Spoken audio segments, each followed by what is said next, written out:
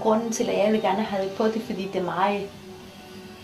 meget højtideligt en anden sted. Jeg synes, det er svært at have på den der højtidelighed med bare Gud.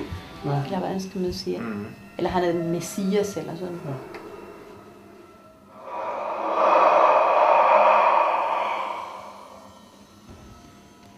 Den velduftende, eller Messias den velduftende, er titlen på Ingrid Christensens nyeste danseforestilling. En solo, der skal have urpremiere på Odense Blomsterfestival i Odense den 14. august. Hele værket er bygget omkring duftene, og den velduftende faktisk betyder Messias. Så derfor ligesom har det fået den navn, som den har, fordi det er den første soloværk, som vi laver, som er forankret i sanserne.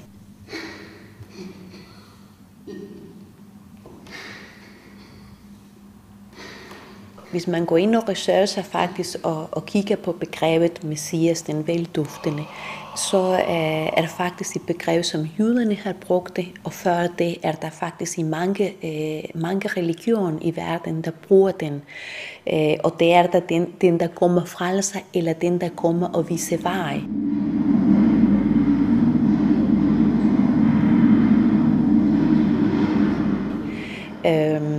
Og fordi i al den her arbejder med sanserne er lidt en tanke eller en ønske om at vise vej til folk, så folk selv kan finde frem til, hvad skal man sige, til sig selv, eller selv kan finde ind til deres indre kerne.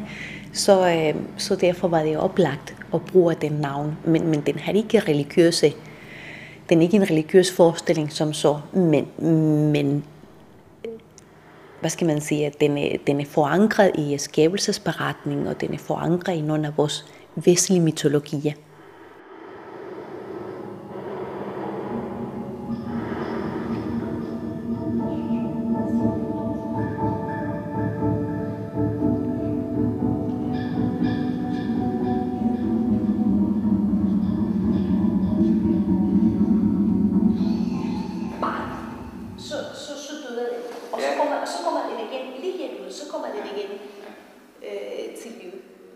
Hav eller himmel, det er enormt smukt i al sin enkelhed. Bare sådan.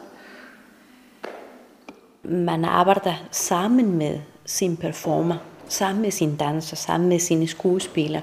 Når jeg kommer til mine danser, så har det en ramme, og jeg har et ønske om at udtrykke en bestemt stemning.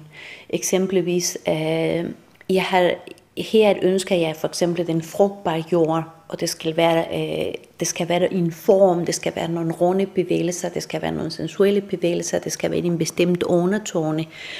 Og så dansen går i gang med at improvisere og kommer med deres ting. Og det er faktisk meget den måde, og med det de kommer med, så som koreograf, som instruktør, så siger du, midt i den retning. Den der, det duer ikke, ligesom det er ikke til den her fortælling, eller til det her værk. Og på den måde, så finder man en ting. Fordi det, der sker, det er, hvis du lever med den form, som vi arbejder. Hvis du lever noget, som du siger, okay, så siger du sådan, og 1 og 2 og 3 og 4, så bliver det meget ligesom maskingeværdans. Eller det bliver meget, meget teknisk præcis, men det er ikke det, jeg går efter. Jeg går efter mig sådan en sindstilstand, og så har jeg brug for at komme til den sindstilstand, så er jeg nødt til at gå ind og søge de stemninger ind i den, der performer.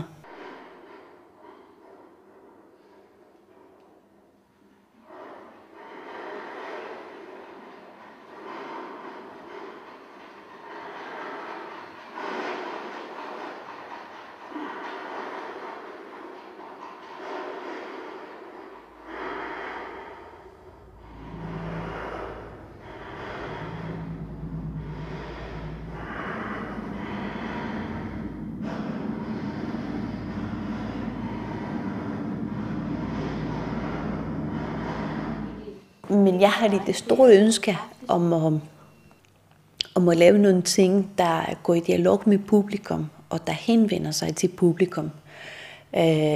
Hvis jeg ikke har det ønske, så tror jeg nok, så spiller jeg i teatersal, helst en lille en, og så kunne de udvalgte 30 stykker komme og opleve, det er jo nyde. Men jeg synes, at dansen kan meget,